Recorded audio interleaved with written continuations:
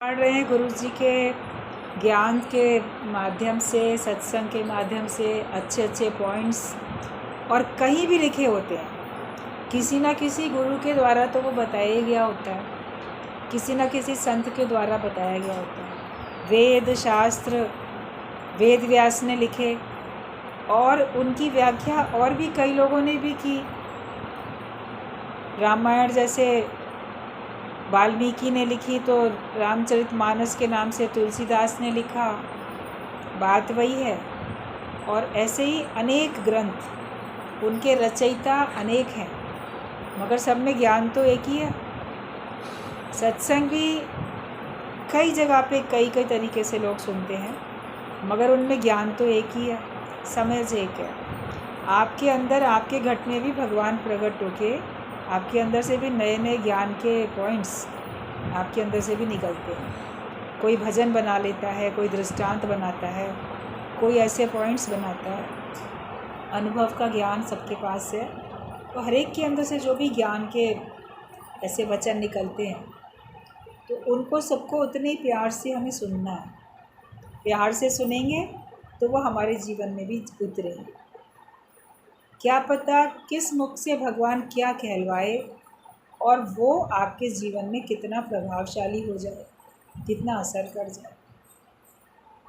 दादा भगवान बोलते थे कि एक छोटे बच्चे की भी बात बड़े ध्यान से और प्यार से सुनो, कि उसके मुख से भी भगवान कुछ आपको शिक्षा अच्छी दे सकता है।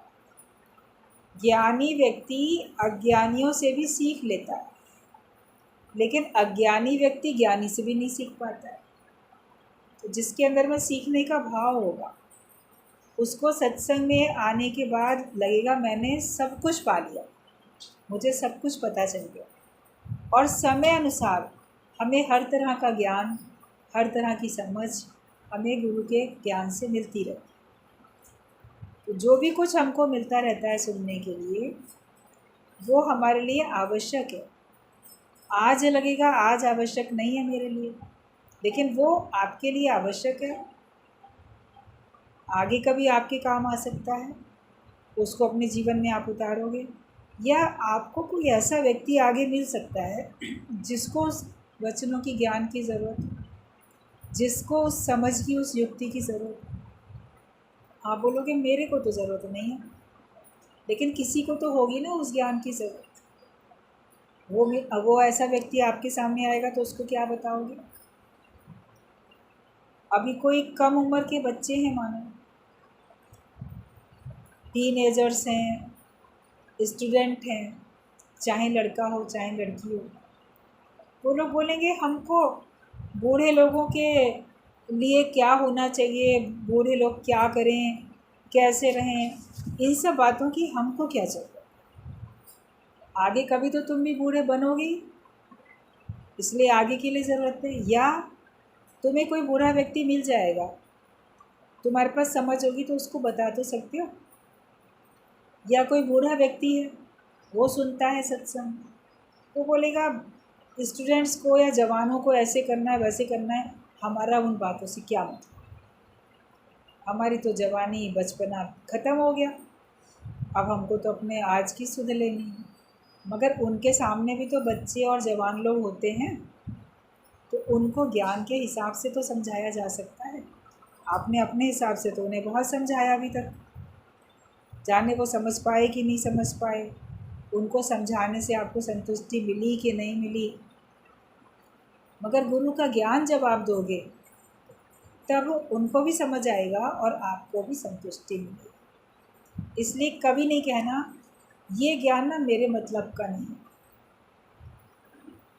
ये बच्चों के मतलब का है, जवान के मतलब का है, बूढ़े के मतलब का, ये कुंवारी लड़कियों के मतलब का है, शादीशुदा महिलाओं के मतलब का। ऐसा नहीं होता। ये गरीब के मतलब का, ये अमीर के मतलब। ज्ञान सबके मतलब का, ज्ञान हर एक के लिए, और संपूर्ण ज्ञान हमको होना चाहिए।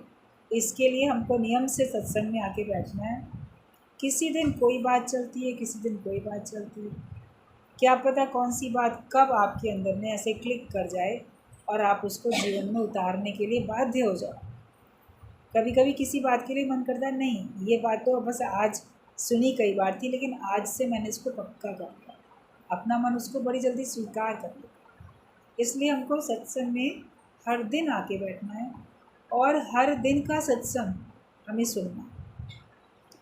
जो ऑडियो भेजा जाता है आप लोगों को वो भी सुनना है, और लाइव जो सुन रहे हो वो भी सुनना है, ताकि जितना सुनेंगे उतना उसका आप लोग मनन करो।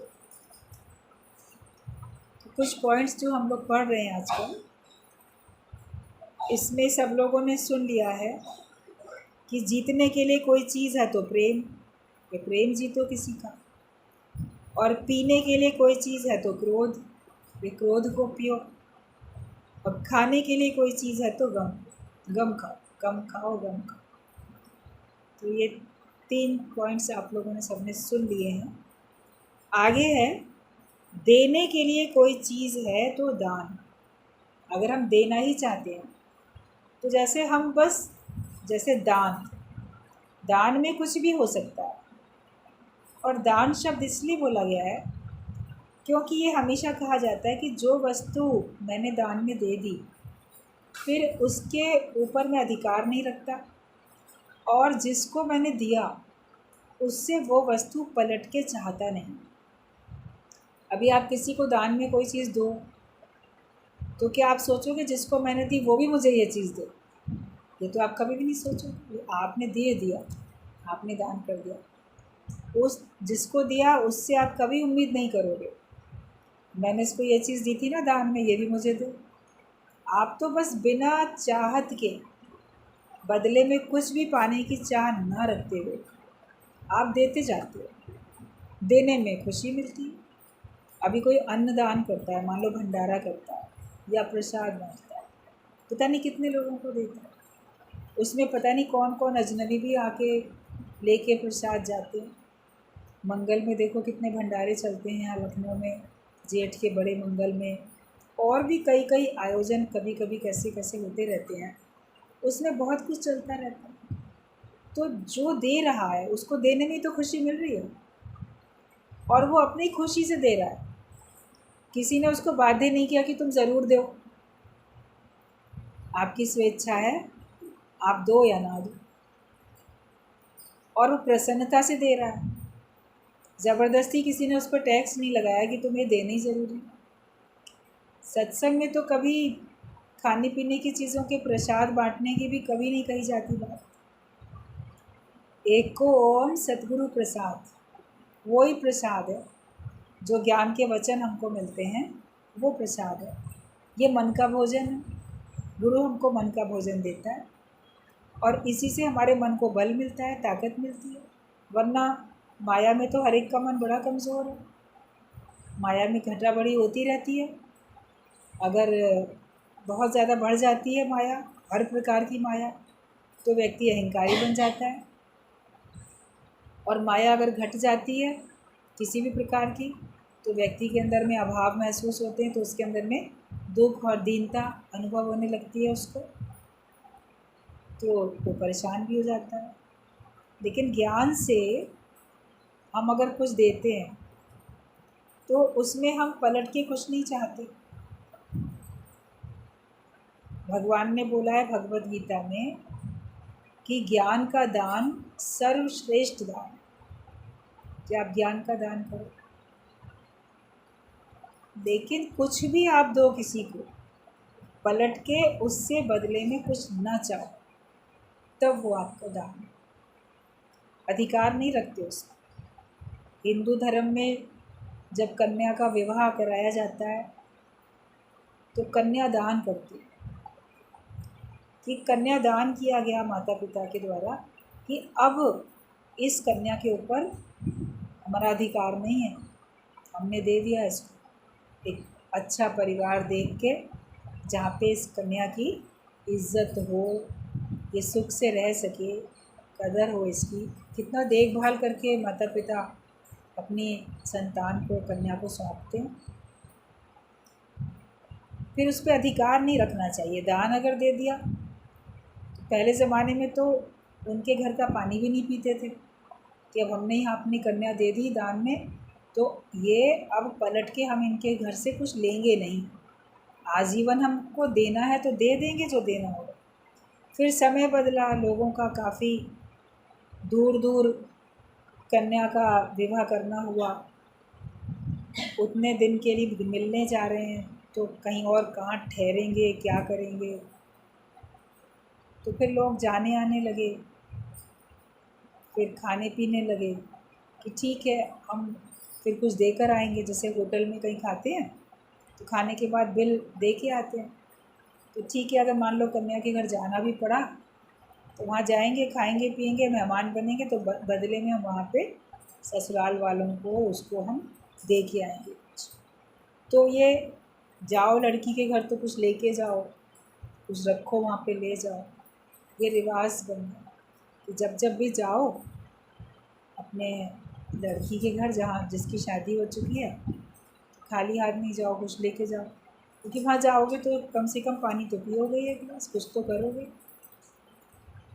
और ऐसे इस प्रकार से लेन देन इस प्रकार का बन गया। मगर अधिकार, और वो भी बोलती थी पहले कि मेरे ससुराल वालों से पहले कहो तब हम मायके आएंगे।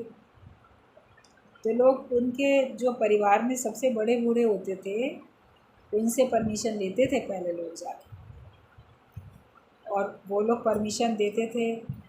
फिर उनका पति और जो परिवार के लोग हैं, भाई बड़े लोग, अब जो लड़का होता था वो भी अपने माता पिता की आज्ञा में ही चलता था। फिर वो देख के उन लोगों से पूछ कर ही तब मायके बुलाए जाते थे या भेजे जाते थे ऐसे।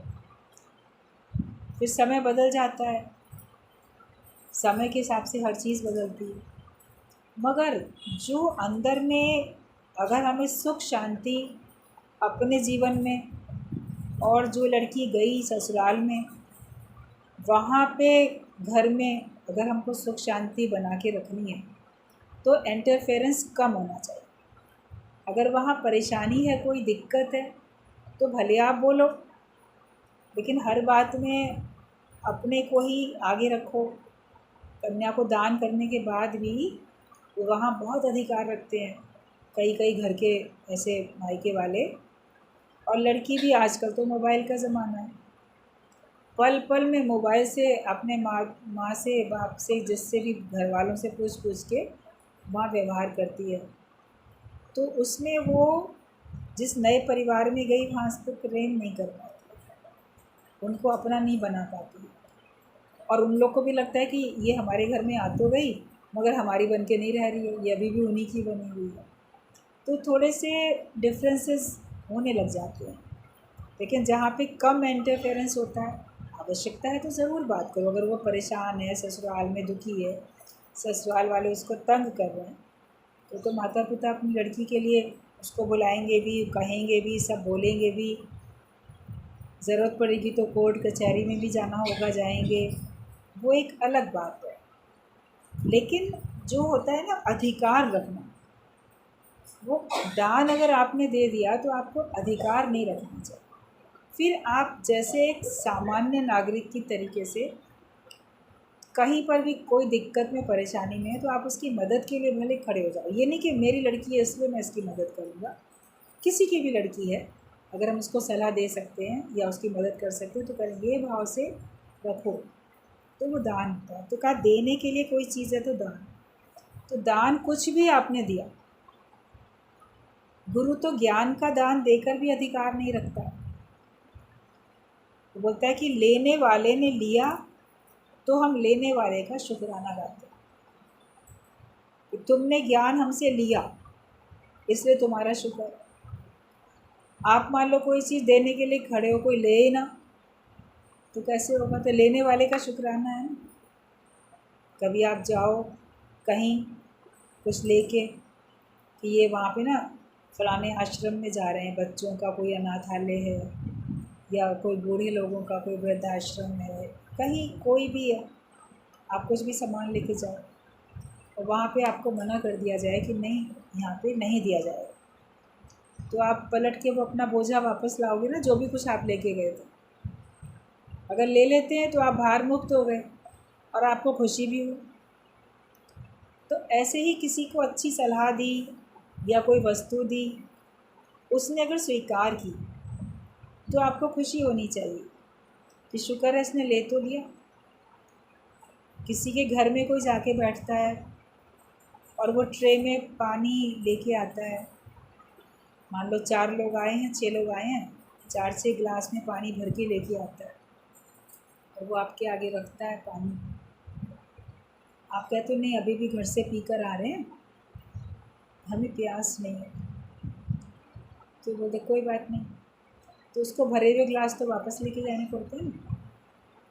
और अगर किसी ने ले लिया, पी लिया, तो वो लगेगा चलो अच्छा हुआ पानी लेके आओ, इसने पिया तो अब मैं कम से कम खाली गिलास लेके जाऊँगा, उतना भरा हुआ तो बोझ नहीं लेके जाऊँगा ना।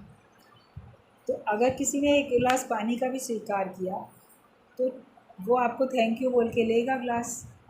आप मन ही मन उसका थैंक यू बोलो कि शुक्र है तुमने ले लिया ना, हमारा लाना तो सफल हुआ।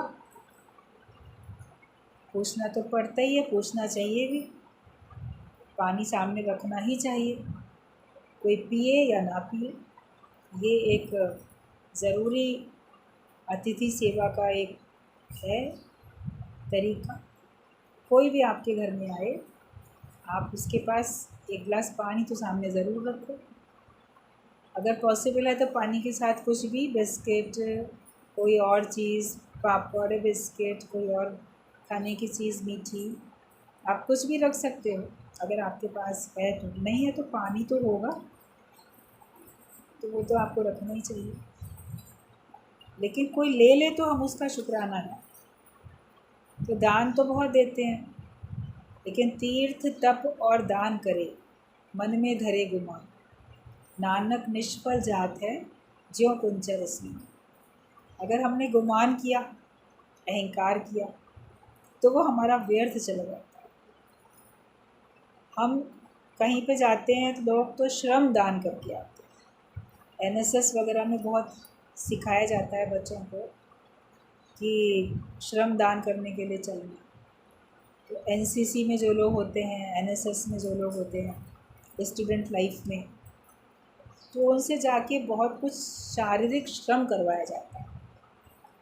तो जो टीचर्स वगैरह होते हैं या तो कहीं बाहर लेके जाते हैं किसी पार्क वगैरह में, वहाँ पे सब साफ़ सफाई कराएंगे, घास की कटिंग, पेड़ पौधों की कटिंग, पानी देना, गुड़ाई करना, आउटडोर अगर ऐसा होता है, या कहीं की सड़कों की सफाई कराना, नालियों की सफाई कराना।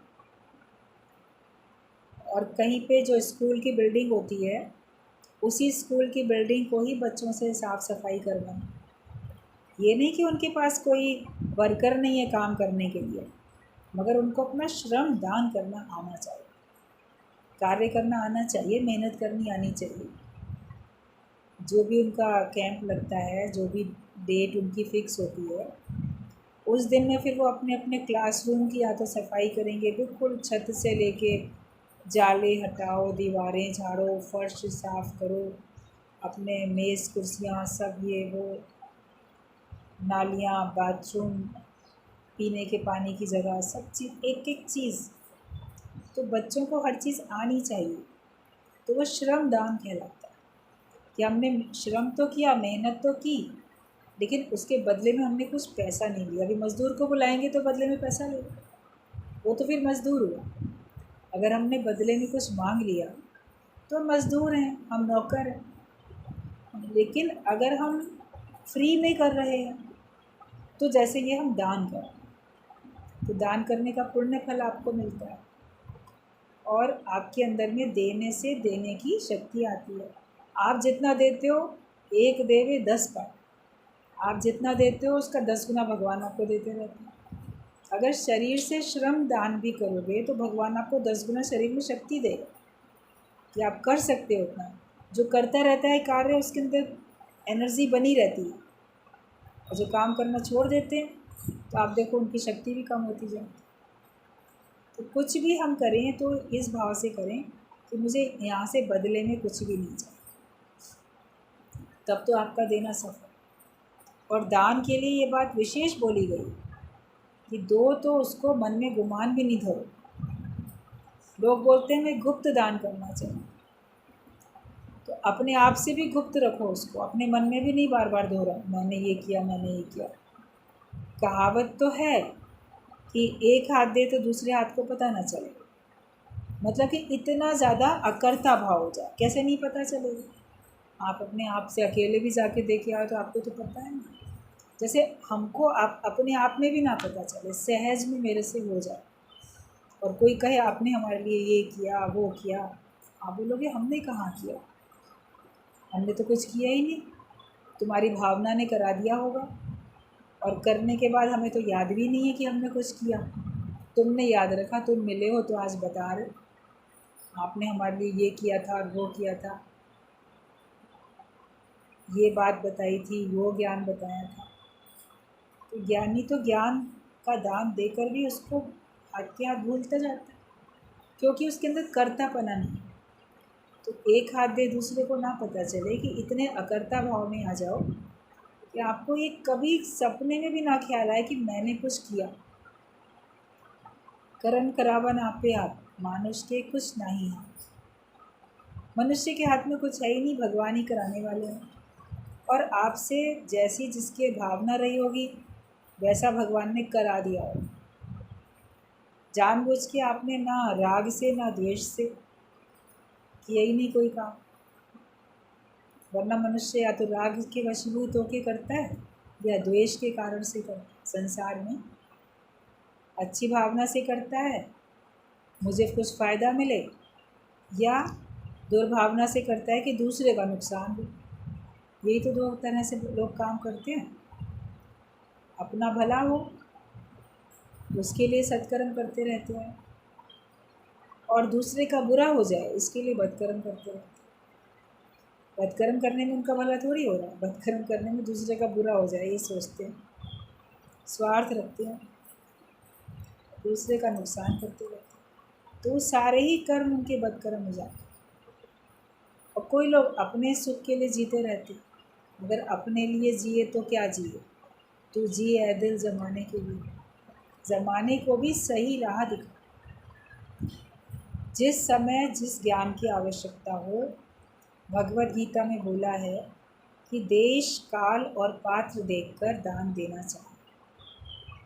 कौन सा समय है और कौन सा स्थान है और कौन सा व्यक्ति है, उसे क्या देना, ये समझ के तब आप दो। और देने में अकर्ता भाव।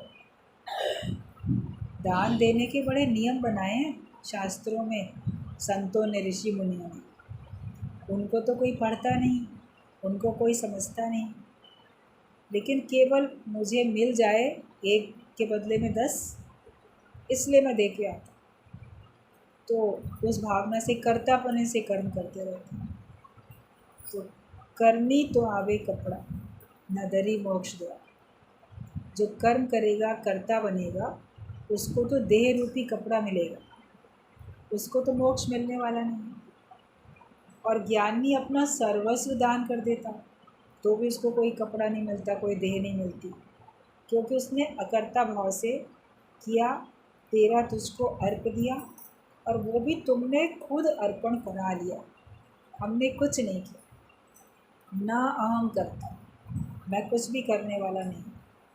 जब ये हमारी भावना बन जाती है तब आप देखो कि वो आपका दान सफल है।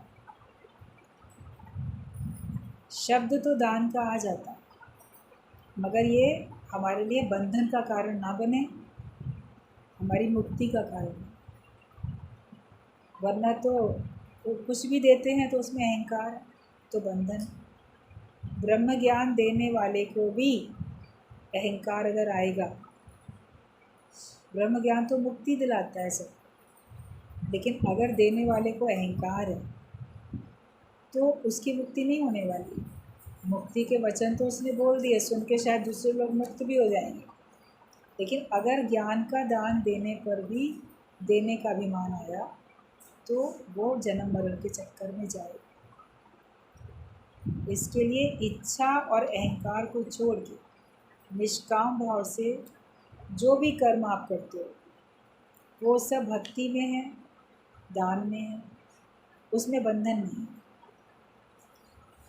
भक्ति का दान दो, ज्ञान का दान दो, ऐसे मांगा जाता है कि उसमें जो चीज़ दान में दी जा रही है उसके लिए आपको कोई कीमत नहीं देनी। हमें ज्ञान का दान मिलता है गुरु से। पहले दाता गुरु भया, जो देवे ब्रह्म ज्ञान। पीछे दाता शिष्य है, जो अर्पे तन मन प्राण। वो सब अर्पण करता है बाद में, लेकिन पहले तो गुरु ही हमको दान में ज्ञान देता है। वही देने वाला पहले बनता है, तो उससे हम लेते हैं। अब जो चीज़ हमको दान में मिल रही है हमें उसकी कीमत नहीं देनी है। तो ज्ञान को आप खरीद नहीं सकते।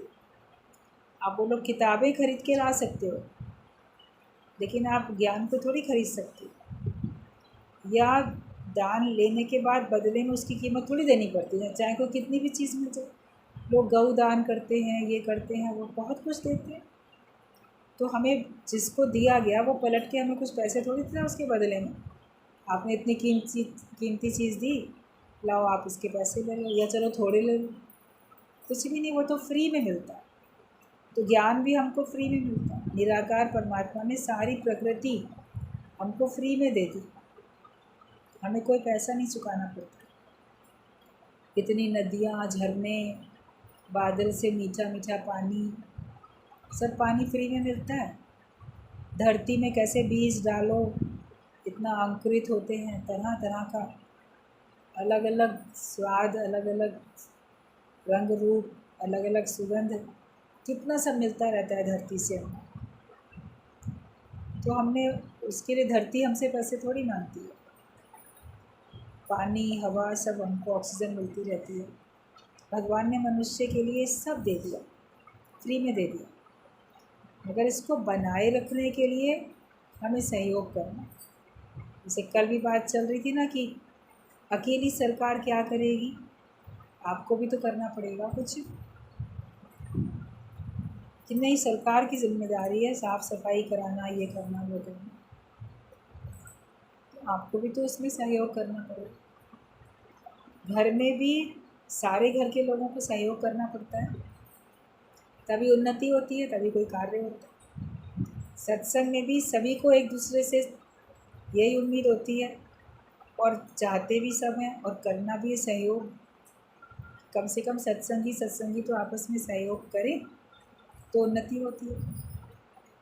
जहाँ पे बड़ी भेदभाव होंगे, फूट होगी, तो वहाँ पे उन्नति नहीं हो सकती।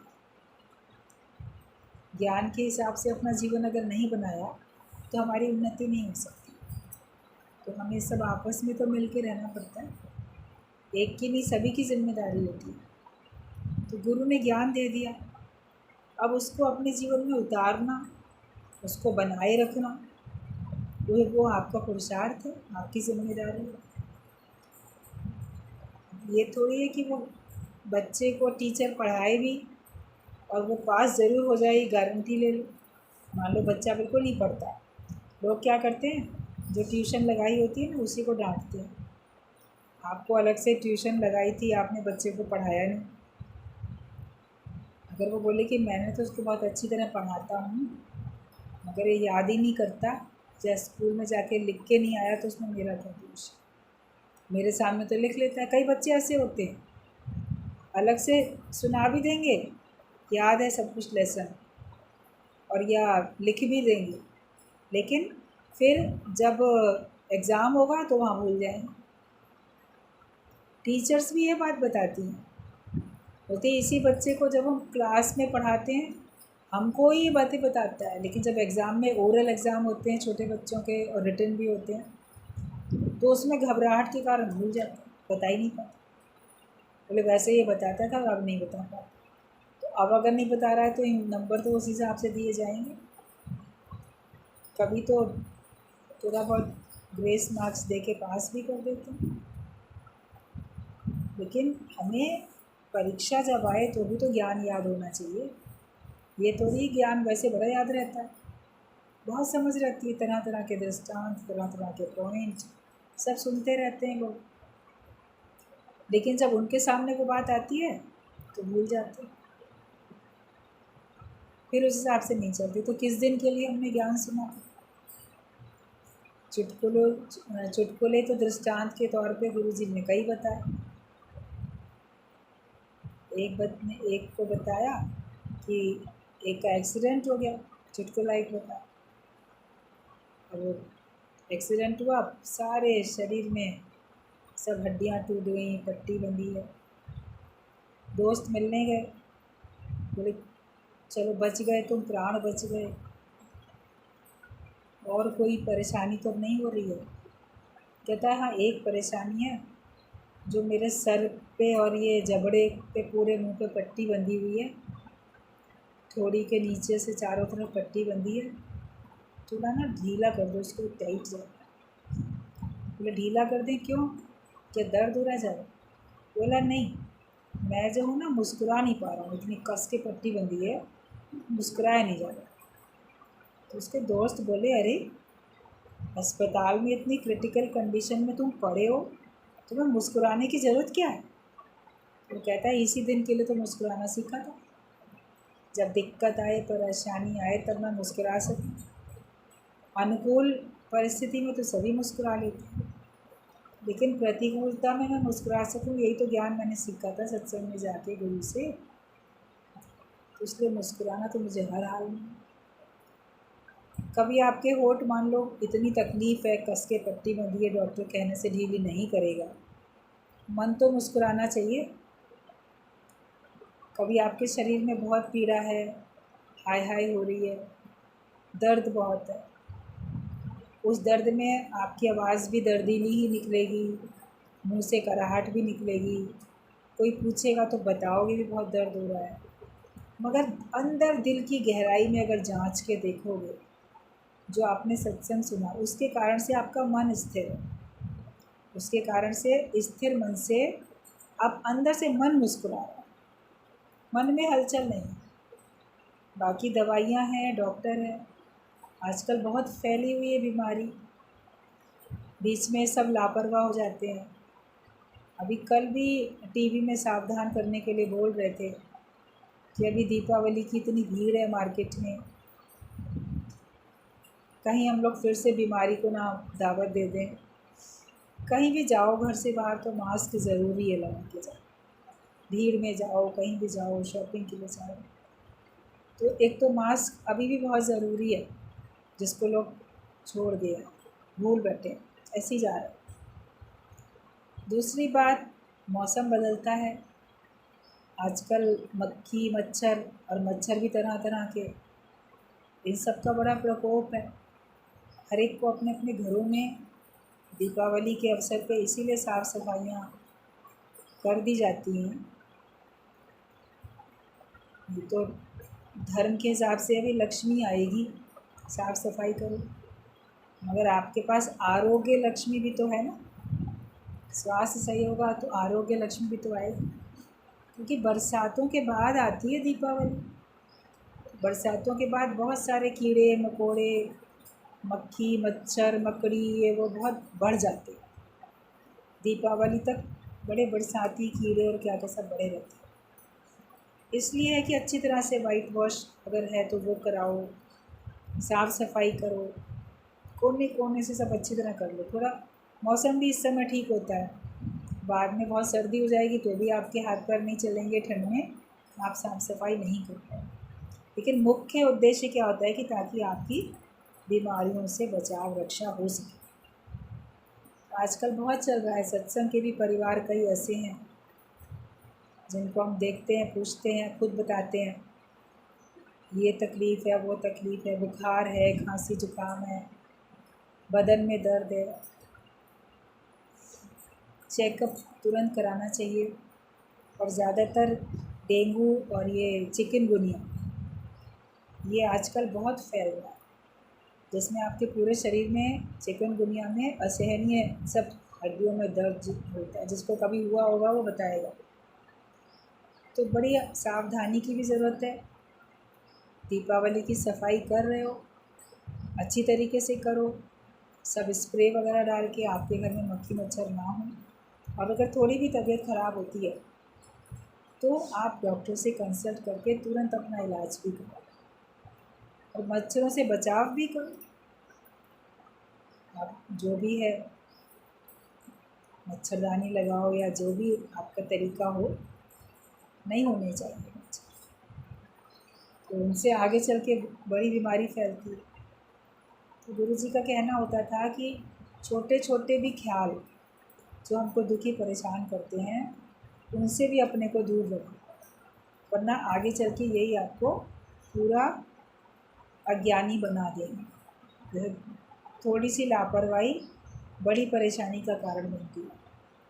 तो थोड़ा सा अज्ञान अगर हमारे अंदर बचा रहे तो वो बड़ी परेशानी का कारण बन जाता है। तो इसके लिए हमको अपने अंदर में ज़रा भी जीव भाव, ज़रा भी कर्तापना रखना नहीं। मैंने ये किया तो मैंने ये किया। कोई आपको कहे भी, आपकी प्रशंसा आपके मुख पे करे, तो भी ये दिल से बोलो, केवल मुख से नहीं बोलो कि नहीं मैंने नहीं किया, भगवान ने कराया। और सच्चाई भी ये है, अगर भगवान की मर्ज़ी नहीं होती तो क्या आप कुछ कर सकते हो? कुछ भी कार्य नहीं कर सकते थे आप। तो गुमान किस बात का करें, अहंकार किस बात का करें? तो जो भी कर्म करो किसी के लिए, अपने लिए, किसी के लिए भी, तो उसको इस भाव से करो कि मुझे पलट के बदले में कुछ नहीं चाहिए। सच्चा तरीका दान का जो है वो हमें गुरु सिखा देते हैं। सर्वस्व भी दान हो जाता है।